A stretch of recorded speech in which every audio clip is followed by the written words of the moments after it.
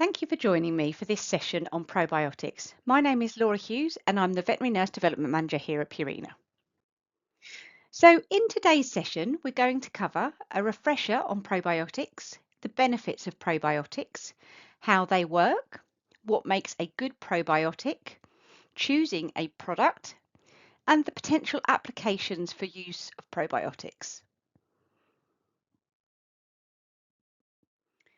So to start with, it's helpful to look at the official definition of a probiotic, and that is that a probiotic bacteria is a live microorganism that, when ingested in adequate amounts, has a beneficial effect on the host, especially intestinal function, helping to maintain or promote good health.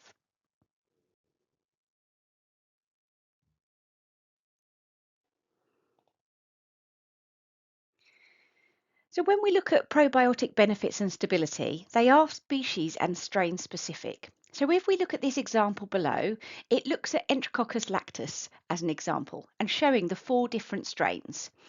So as you can see here, only strain 2 is marked with a green tick, and that indicates that in this situation, that strain is specifically going to help with this case. Whereas you can see strains 1, 3 and 4 are all marked with a red cross, which shows that they would not support in this specific case. So the effect of probiotics is also dose dependent, and this can vary from one probiotic to the next. So actually, when we look at probiotics, it's really important to note that doses and the effect is only accurate if it's the correct dosing for that specific strain of probiotic. You couldn't just make an assumption that it would do the same job. So when we look at the effectiveness of multi-strain products within the world of probiotics compared to their individual components, the output is largely unknown. We know that for multi-strain products, the targeted benefits of each strain have to work together to be effective and to ensure that they are not competing against each other. This is known as those multi-strain probiotics having a symbiotic effect. And this is where sometimes single strain can be better, more beneficial because it's not competing against anything else.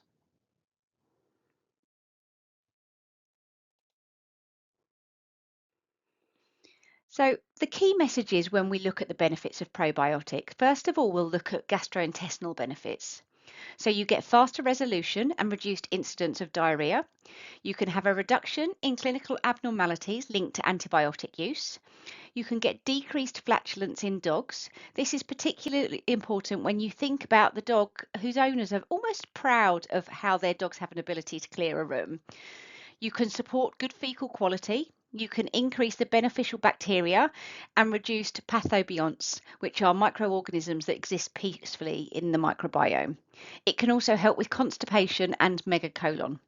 But more interestingly, beyond the gut. So actually about 70% of your immune cells are located in your gut, and therefore there's a much wider indication for the use of probiotics, looking to support immune stimulation, including better vaccine response and reduced infectious disease morbidity, supporting those with chronic kidney disease, positive effects on cognition and behavior, help with atopy, so those allergic skin conditions, and there's also a potential role in managing obesity.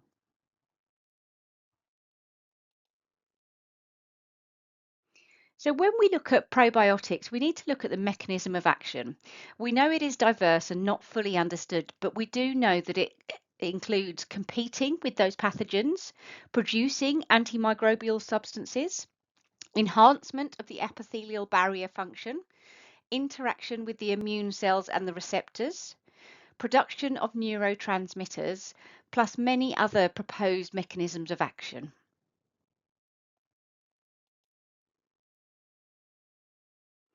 So when we look at the characteristics of a good probiotic strain, I split this into 4 areas. So firstly, safety, evaluated for its pathogenicity and should not transmit resistance genes or produce pathogenic factors.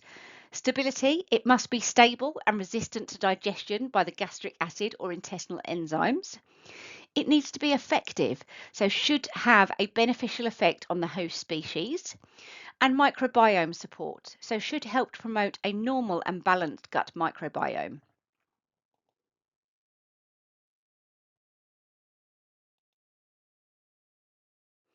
So, not all probiotics are equal, and so therefore you need to choose very carefully. It's important to think about the quality and accuracy, as this can vary very widely amongst commercial animal probiotics. In a study of 25 probiotics, only 15 out of the 25 had the bacterial numbers claimed. 4 of 15 had the specific label claims actually meeting those claims, and 2 of the 25 had an acceptable label accurately describing the contents. And this really emphasizes the importance of scrutinizing those product labels and the claims on the probiotics that you're considering using within practice.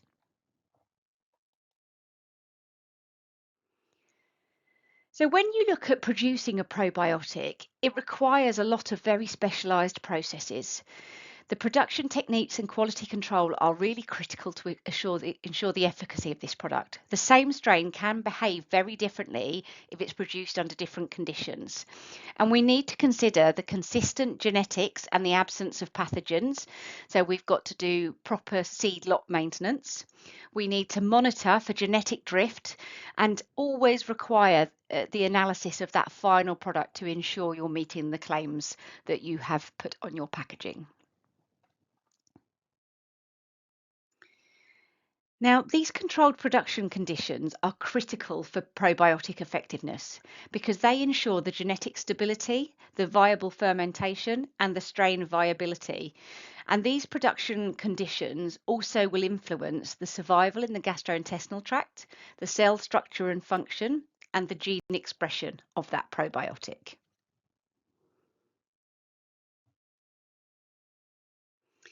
So, when we look at advanced technologies like microencapsulation, this can improve the probiotic survival.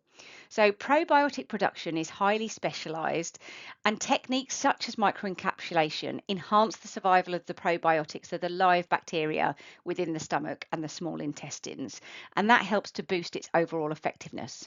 So, if you have a look at the image on the screen, you will see that we've got the live bacteria in the center, and then we've got this layered capsule surrounding it, and that's effectively protecting that live bacteria whilst it works through the upper digestive tract where those harsh processes may otherwise be limiting its effectiveness. So this is kind of protecting it until that live bacteria gets to where it needs to do its job.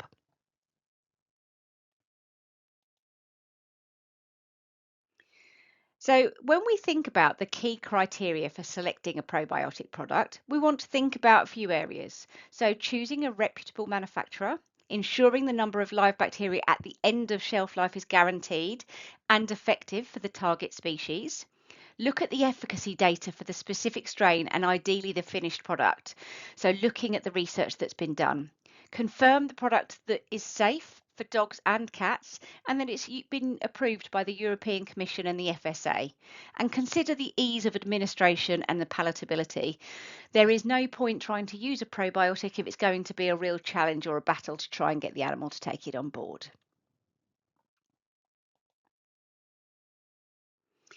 So when we look at the Purina Pro Plan probiotic, we know that there are lots of scenarios where this may be useful. So in animals with a reduced appetite, with loose stools, where you're using antibiotics where they don't discriminate good bacteria versus bad bacteria. If you've got animals that might be traveling or a little bit stressed, if they're going to a new home. And actually this product has been designed to help maintain digestive health and overall well-being during all of these times of stress and change.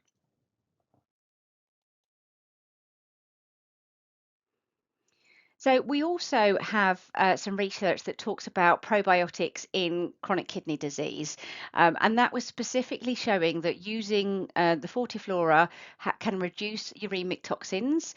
It can lower the plasma SDMA and plasma urea levels. It helps to maintain blood pressure, so we saw no increase seen at 60 days, unlike the control group. But additionally, we also saw microbiome support during the transition onto that renal diet was helpful for these patients. And Fortiflora is the only commercially available product that can be used as a palatability enhancer. So for those patients who are not wanting to be eating, it's a really good way of getting that diet acceptance from them. And it can be particularly helpful in those hyperexic patients that don't particularly want to eat anything, let alone the kidney diet. Other potential opportunities for probiotics are looking at things like probiotics in anxious behaviours in dogs. So, specifically, there has been research done using Bifidobacterium longum, BL999, which has shown to reduce anxious behaviours in dogs. After 6 weeks of supplementation, they saw benefits including reduced barking, reduced jumping, spinning, pacing. There was lower salivary cortisol levels and reduced heart rates in these patients. So that can be really beneficial as well.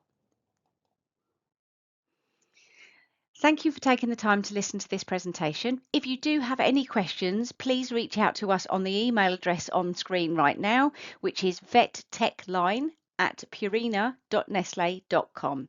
That is vettechline@purina.nestle.com. Thank you so much for your time and attention, and have a great day.